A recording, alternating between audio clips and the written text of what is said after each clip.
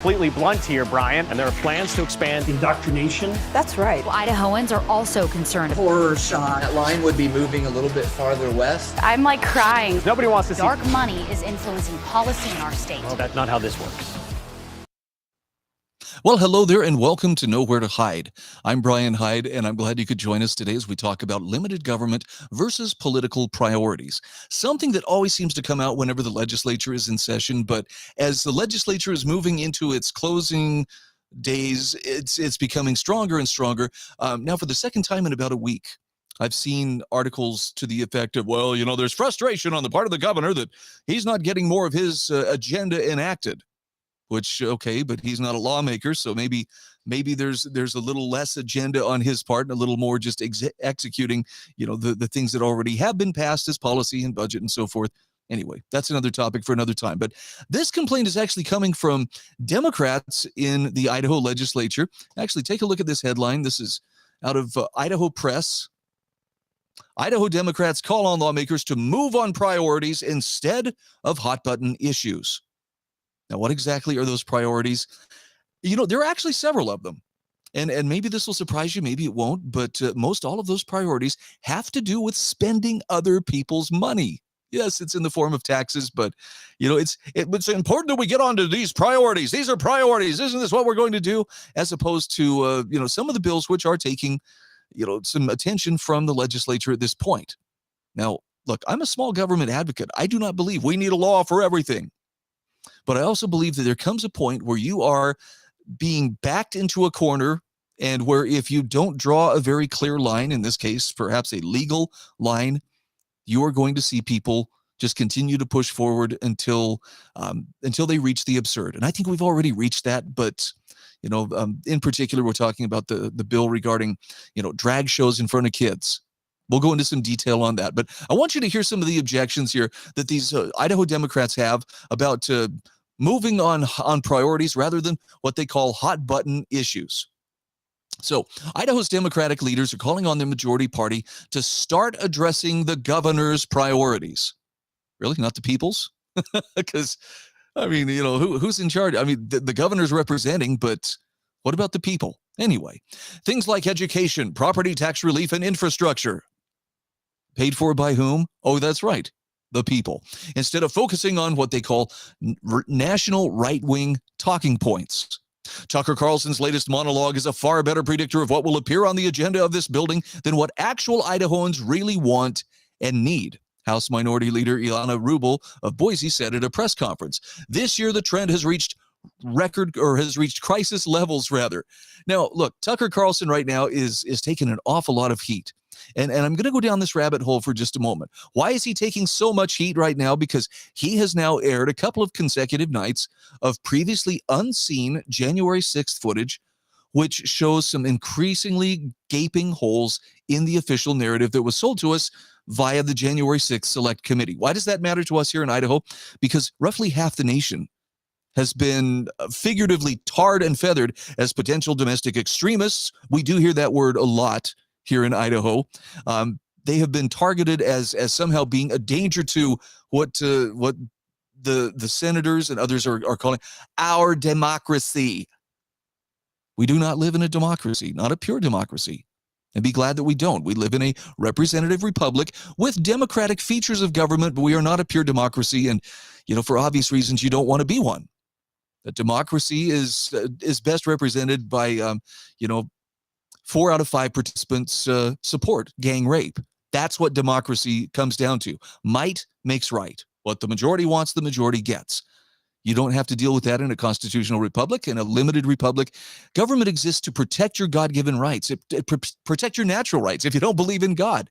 But it protects your freedoms by making sure that no one else can violate your rights.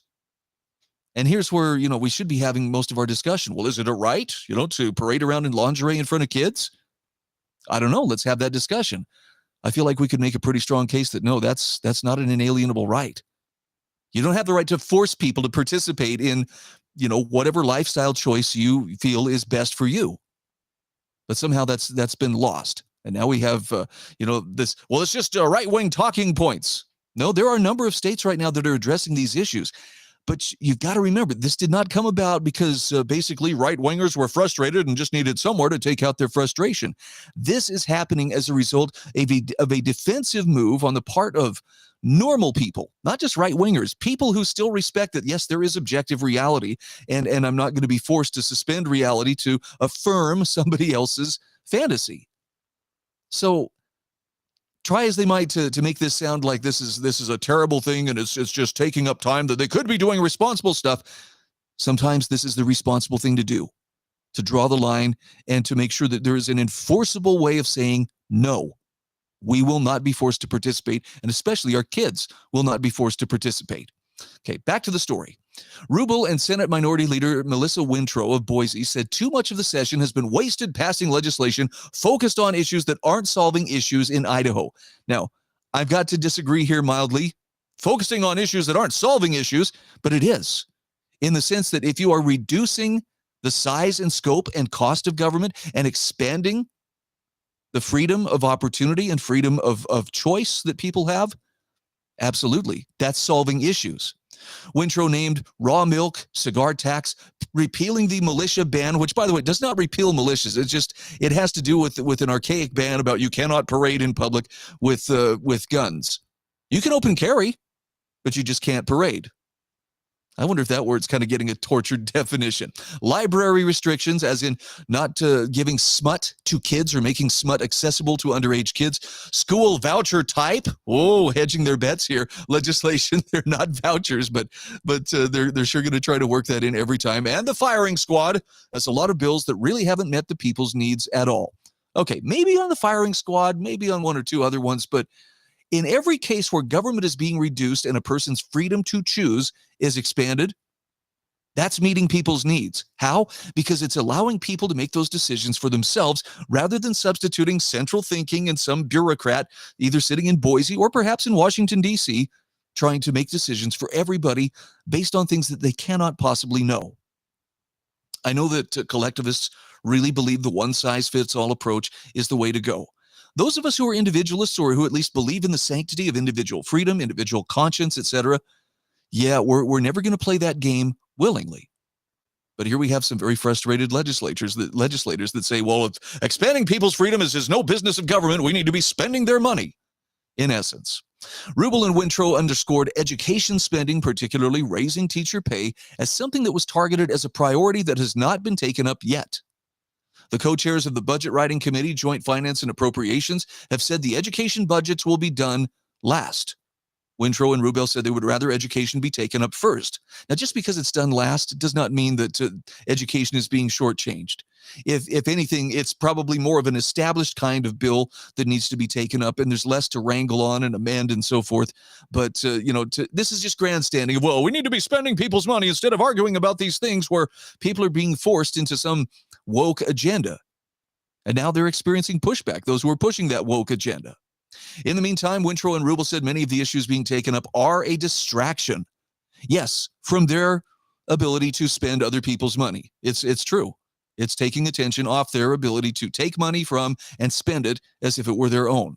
Rubel said many of the hot button issues tend to show up in a number of states at once. That's because it's becoming a symptomatic problem of a much larger problem that is happening all over the country. Legislation restricting drag shows has been proposed in at least 9 states this year, that according to NPR reporting in early February.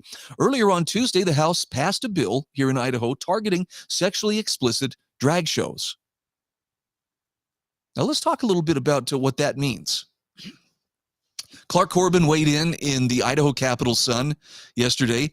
Idaho House passes bill restricting minors from attending drag shows with, quote, sexual conduct. Okay, here's where the seeds of doubt are being planted with those quotation marks, as if such a thing actually exists.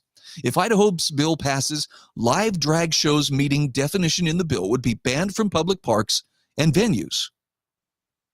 Now, okay, before I go any further, how is this an unreasonable thing?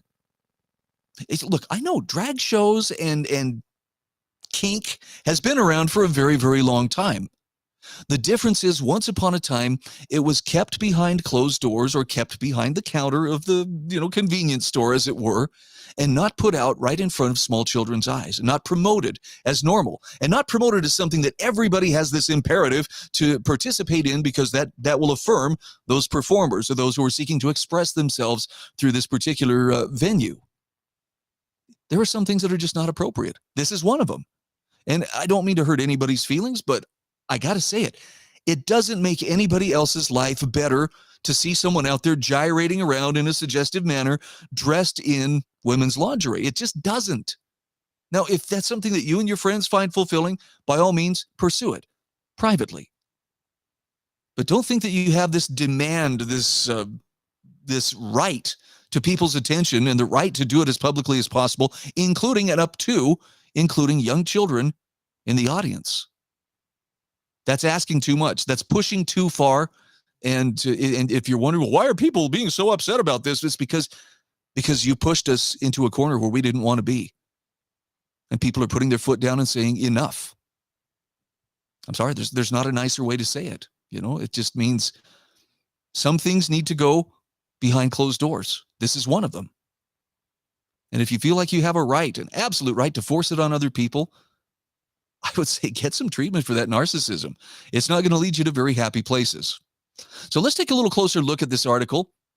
The Idaho House of Representatives voted to pass a bill restricting the performance of public live drag shows that contain sexual conduct, as opponents worried that passing the bill jeopardizes all live performance art across the state.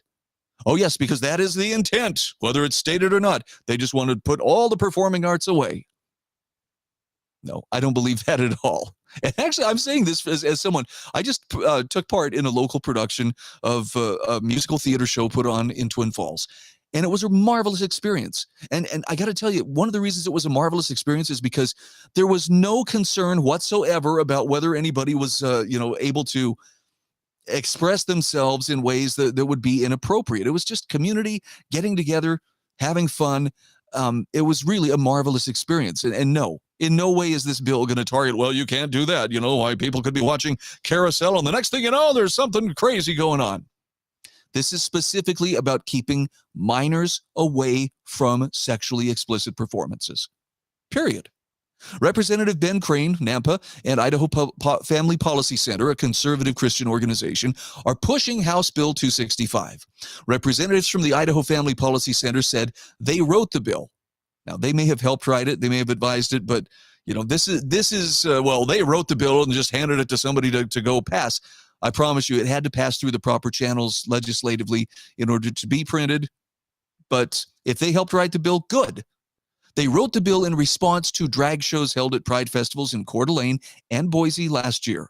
Organizers of Boise Pride originally planned a kids' drag show in 2022, but canceled it out of safety concerns after Idaho Republican Party officials called on businesses to boycott Boise Pride. Now, again, completing that picture, I know they just victimized people and they canceled it out of safety concerns. They canceled it because when people found out that this drag show was intended to be performed in front of young children, people rightly were outraged and said, hell no, that's not going to fly. And yes, there were a number of businesses who said, whoa, okay, wait, minors? Yeah, we're going to have to rethink our donation or rethink our sponsorship here. And quite a few of them did. Now, there were others who didn't, but, let's respect those who chose to vote with their wallets. Either way, that's their choice to make. But to sit there and play it as, well, it was safety concerns, that's just a deflection. That's hiding behind this little shield of victimhood of, oh, see, people don't agree and they just want to hurt us. And no, if you're doing something that causes people to step up and strongly object to the point where they're encouraging people, boycott this, don't put on the event at all, maybe you should have at least enough self-awareness to ask yourself, is what I'm doing over the line? Now, you may not agree with the answer, but it appears that there are enough people who still are, rooted in reality who can say, yeah, that's way over the line. Again, when you involved kids, that's when you went too far.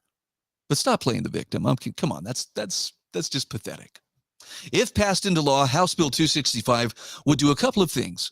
It would require organizers and promoters of live shows that feature sexual conduct taking reasonable steps to restrict minors from attending the shows, like checking IDs, or children who are exposed to such shows or their parents would have 4 years to sue for $10,000 for each violation of the bill. So there's more of a financial penalty than a criminal penalty here, but that's a pretty stout penalty. Kind of thing that would probably make you pretty sure you're not trying to play to too young of an audience, right? The bill also prevents such live shows from taking place at public facilities or city, county, or state-owned parks, venues, or performing arts centers. Instead, such shows would have to take place on private property, even if minors are restricted from attending. Staging such shows in public facilities would be criminalized as a misuse of public funds. Well, if those facilities are maintained with the taxpayers' dollars and they're being used for sexually explicit performances, I mean, maybe you want to put that to a referendum vote. I think I would take that bet. Ask the citizens of a given community, hey, are you okay with your tax dollars being used to fund sexually explicit performances, in the local theater, the local meeting center? I'm willing to bet that a pretty solid majority of people would still say, nah, that's not okay. And it's not because they're trying to stop, anybody from enjoying those things. Just put it in its proper context. Put it in its proper setting, which is away from the eyes of children and not paid for by public dollars. That's it, plain and simple. It's about protecting children more so than, we're just trying to prevent anybody from having fun, especially fun that we don't agree with. Some kind of fun needs to be kept private. So you do that, this wouldn't be a problem. It's that incessant pushing it out into the public and insisting everybody has to affirm that this is good. It's not going to happen.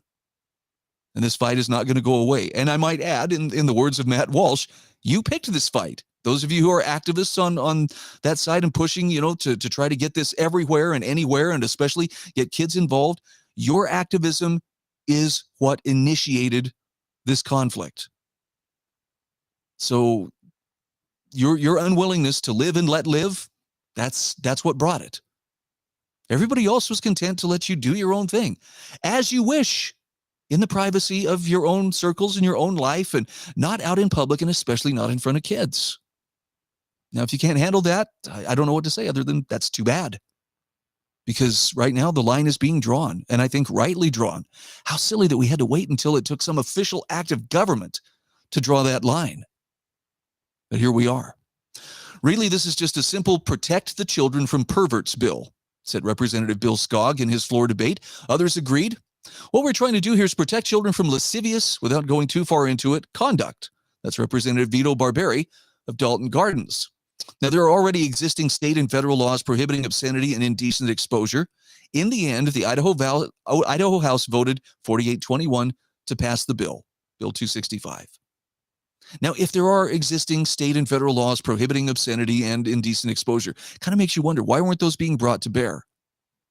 And given that there are municipalities that are actually actively backing and contributing to some of these pride festivals and some of these events, well, it sounds like because there are people in high places who are willing to look the other way. What a crazy time to live in. But again, it comes down to limited government, which exists for the purpose of keeping you free, versus political priorities, which exists to spend your money and to tell you how you should live your life, including what attitudes you're supposed to hold. I mean, I'm sad for the amount of conflict that this brings, and it's a flashpoint. But at the same time, it's a necessary flashpoint, and no one should feel ashamed for standing up and speaking the truth, even if it's unpopular in some circles. Speak the truth, even if your voice shakes, but stand your ground. You are not in the wrong to say, no, I'm not going to participate, or no, I will not go along with that, or no, you may not do that in front of my kids. All right, let's shift to another story here. The Idaho launch bill runs into more choppy air. Now, this is, of course, the vocational bill in which the state is giving out hundreds of millions of dollars in the hopes of building a workforce, but it's also picking winners and losers.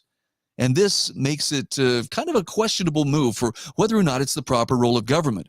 I want you to take a close look at this picture here, though. What you're looking at is, this is an Idaho Freedom Foundation Senior Policy Fellow, Ron Nate, who was testifying about the launch bill and actually called it out for what it is: capital cronyism. And upon hearing this, apparently there were members of the board, the committee that was hearing this, that were very offended. They did not appreciate it. He wasn't angry. He was just telling them, matter of fact, this is how it is. But they said, that's it. Called the police officer. Here comes a state police officer marching over there to escort him from the podium. Ron's just like, well, am I done? That's it? Yes, we need you to sit down. Just that flex. We got to show you who's in charge here. How dare you speak to us this way? I want you to take a look at the story here. This is actually, Kevin Riker did a pretty good job on this. I think he fairly portrays what was taking place here for the most part. A skeptical and divided Senate Committee and Human Resources Committee sent the $102 million bill to the Senate floor, where it might or might not be amended. And either way, Governor Brad Little's controversial plan to address labor shortages and worker training could get a late session makeover in an attempt to get the proposal through the Senate and to the governor's desk for his signature. Lawmakers are looking at changes that could cut the price tag nearly in half and address other nagging criticism from opponents. So the Idaho Launch Program would provide high school graduates with an $85 incentive to continue their education. A graduate could use the $8,500 to pursue a 4-year degree, a 2-year degree, a career technical training, or a workforce training. The idea is to encourage graduates to pursue in-demand careers as defined by labor statistics. And $80 million of the annual program costs would come from an in-demand careers fund created during a special session of the legislature back in September. But House Bill 24 has been controversial at nearly every turn. The House barely passed the bill on a razor-thin 36-34 vote back on February 6th. A day later, Senate leaders routed the bill to the Commerce and Human Resources Committee over the objections of Senate hardliners who wanted to see the bill routed to the more conservative Senate Education Committee. Since then, the bill has been awaiting a Senate hearing, and that hearing came Tuesday afternoon, where testimony was mixed as ever. Business and education leaders called the bill a visionary approach that will prepare young adults for high-paying jobs and help Idaho employers find the skilled workers they need. We must reverse the trends of separating work from learning, said Alex LeBeau, president of the Idaho Association of Commerce and Industry, a business group supporting HB 24. Launch is an investment in our future workforce and an investment in Idaho, CUNA School Superintendent Wendy Johnson said. So what did the critics have to say? Well, critics said the bill smacks of socialism and would create economic winners and losers by pushing young adults toward careers that are deemed to be in high command. By whom? Well, by central planners within the state. The American dream cannot be given, said Dominic Brandon, a Republican precinct committee member from Canyon County. It must be worked for. At one point, the hearing turned contentious. This bill is fraught with cronyism, said Ron Nate of the Idaho Freedom Foundation. It is a payoff for friends of the governor. Asked to elaborate, Nate pointed to House committee testimony that indicated the launch program would provide trained workers for Doug Sayer, an Eastern Idaho businessman and a Little campaign donor. Several committee members objected, and committee chairman Kevin Cook summoned an Idaho State Police trooper from the back of the room. "Officer, would you help us?" said Cook before addressing Nate. "I need you to sit down." "Oh, am I done?" asked Nate. "Yes," said Cook. It's really worth going on Twitter and seeing the video for yourself. But wow, it's such a puny little flex. But why the chairman needed to flex like that? I can only guess it's because Nate's words stung. He was called out and didn't know what else to do. Get him out of here! Rid me of this meddlesome priest, or whatever its equivalent would be, in this particular committee. When it came time for the 9-member committee to discuss the bill, senators were divided. 4 Republicans, Dan Foreman of Moscow, also Doug Ricks of Rexburg, and Todd Lakey and Brian Lenny of Nampa took turns voicing opposition. Now, the 4 might not have had the votes to kill the bill outright, since HB 24 appeared to have support from 5 committee members, Guthrie, Cook, and Senator Linda Wright Hartgen of Twin Falls, all listed as bill co-sponsors. The committee's 2 Democrats, James Rookty of Idaho, or Pocatello rather, and Janie Ward Engelking of Boise, voiced support for the bill. So as it stands, as of this morning, the Senate State Affairs Committee will consider a follow-up proposal, a trailer bill in State House parlance. That bill would reduce the overall Idaho launch program cost to around $60 million, down from the current $102 million, require students to put up at least a 10% match to their state award, and require the State Workforce Development Council to submit an annual report to legislators. So I guess the bottom line is it's probably not going to get a Senate hearing anytime soon, but isn't it interesting? Isn't it just kind of curious how quickly when Ron brought up crony capitalism and brought up how, hey, this is actually helping, people close to the governor. Man, that chairman wanted to shut that down right then and there. And like, if he was yelling this, if he was being disruptive or otherwise, just making wild accusations, that would be one thing. But he wasn't. He was observing and stating a fact that the folks in that room, or at least some of the folks in that room, absolutely did not want to hear. And sadly, that is where we are right now. So keep in mind, there's a constant battle. It's always going on anytime the legislature is in session, even when they're not. There's the question of, will we live under limited government, or will we have political priorities foisted upon us by those who are in power? You can't just source this out and let your legislators worry about it. You've got to be a citizen lobbyist in the sense that you know what your freedoms are, you know what your rights are, you're willing to claim, use, and defend those rights, and above all, hold accountable those people who are elected to represent you. Now, it's been stunning to see the number of Republicans who they're essentially doing the bidding of Democrats within the state legislature. They vote along with them. They support the idea that no kids should have access to porn in libraries, and they justify it. In fact, they'll even congratulate themselves on what a patriotic thing this is to do. I mean, time will tell if they see the swinging of the pendulum, where people are finally saying enough of this entitlement that says, this LGBTQ agenda has to be forced upon everybody, and everybody has to nod in agreement and chant in unison and wave the flag. No, we don't. And that's not a call to mistreat anybody. It's just a recognition that there are some places where we need to draw the line and say, you need to keep that to yourself. It's plain and simple. Keep it to yourself. Do not put it in front of our kids. And I do believe that that's a position that's consistent with smaller government. What a shame, though, that we've reached the point where we're actually having to turn to official acts of government in order to make those lines enforceable, to where people who would dare cross them could pay a pretty hefty financial penalty because of that. So do what you can to better your understanding of your rights and your duties that go along with those rights. Don't source them out to other people. Be a great time to get with like-minded people who can likewise help you make a stand.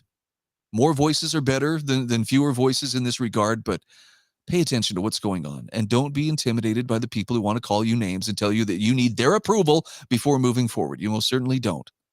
If you're a free man or a free woman, the only approval you need is the approval of your conscience, which, if you're in touch with it and in touch with reality, I trust it's not going to steer you astray. I'm Brian Hyde, and this is Nowhere to Hide. All reporters are biased, the Idaho Press Club are biased, all media, newspaper, radio. To be completely blunt here, Brian, and there are plans to expand indoctrination. That's right. Idahoans are also concerned. Horror shot. That line would be moving a little bit farther west. I'm like crying. Nobody wants to see Dark money is influencing policy in our state.